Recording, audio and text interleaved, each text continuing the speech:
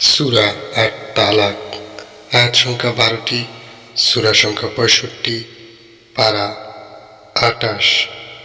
বিসমিল্লাহির রহমানির রহিম। হে নবী, তোমরা যখন তোমাদের স্ত্রীদেরকে তালাক প্রদান করবে তখন তাদের ইদ্যতের প্রতি লক্ষ্য রাখবে। ইদ্যত গুনবে, তোমাদের রব আল্লাহকে ভয় করবে। ঘর হতে তাদের বের করবে না, তারাও যেন স্বেচ্ছায় বের না হয়। আর যদি তারা স্পষ্ট পাপে লিপ্ত হয় তবে তা আলাদা কথা। এটা আল্লাহর নির্ধারিত বিধান। যে আল্লাহর বিধান লঙ্ঘন করে সে নিজের প্রতি জুলুম করে। আপনি জানেন না, হয়তো আল্লাহ অন্য কোনো উপায় করে দিবেন। অতঃপর ইদ্যত পূর্ণ হলে তখন তাদেরকে সসম্ভারে রাখবে বা সম্মানের ছেড়ে দিবে। আর তোমাদের নিজেদের মধ্যে হতে দুজন ন্যায়পরায়ণ লোককে সাক্ষী রাখবে।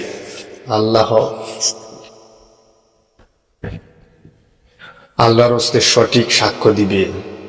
আর এ দ্বারা তোমাদের মধ্যে যে আল্লাহ ও পরকালে বিশ্বাসী, এটা দ্বারা উপদেশ পাচ্ছে যে আল্লাহকে ডরায়। তিনি তার পথ করে দেন আর তাকে তখন দারুণাতীত উৎস হতে রিজিক দিবেন। যে আল্লাহকে ভরসা করে তার জন্য তিনি যথেষ্ট। নিশ্চয়ই আল্লাহ তার নিজের ইচ্ছা পূরণকারী, প্রত্যেক বস্তুর নির্দিষ্ট মাত্রায় স্থির রেখেছেন।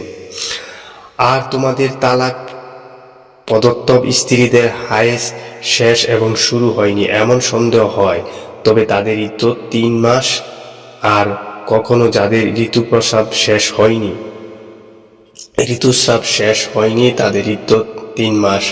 গর্ভবতী স্ত্রীলোকদের ইদ্যত তাদের গর্ভ খালাস হয়ে যাওয়া। যে আল্লাহকে ভয় করে, আল্লাহ তার সব কাজের সহজ সমাধান দিয়ে থাকেন। এটা আল্লাহর অবধারিত বিধান।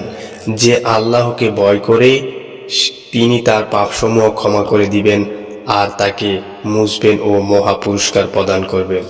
সামর্থ্য অনুযায়ী তোমাদের আবাসে তাদেরকে স্থান দিবে, তাদেরকে হয়রানির উদ্দেশ্যে কষ্ট দিবে না।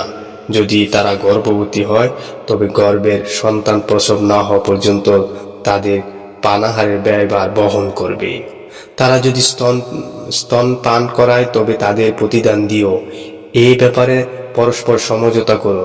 যদি তোমরা অসুবিধায় পড়ো তবে তা দাত্রীর দুধ পান করাবে। বিত্তবান ব্যক্তিরা তার সামর্থ্য অনুযায়ী ব্যয় করবে, আর যে অসচ্ছল ব্যক্তি সে আল্লাহর দান অনুযায়ী ব্যয় করবে।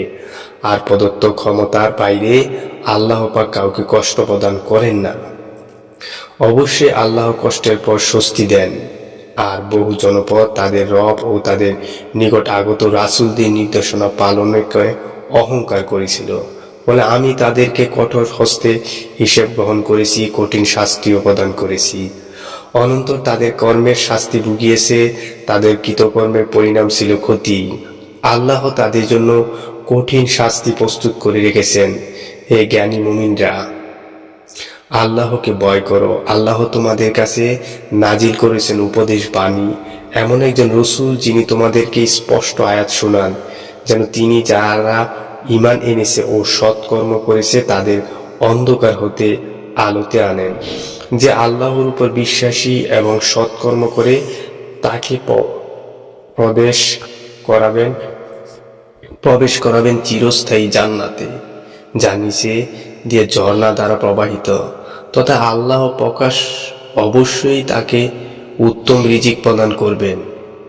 আল্লাহ এমন যে তিনি 7 আসমান ও অনুরূপ 7 জমিন সৃষ্টি করলেন। এসবের মধ্যে অবতীর্ণ হতে থাকে তার বিধান, যেন তোমরা বুঝো। আল্লাহ সর্বশক্তিমান। আল্লাহ প্রত্যেক বস্তুকে স্বীয় জ্ঞান দ্বারা পরিবেষ্টন করে রেখেছেন।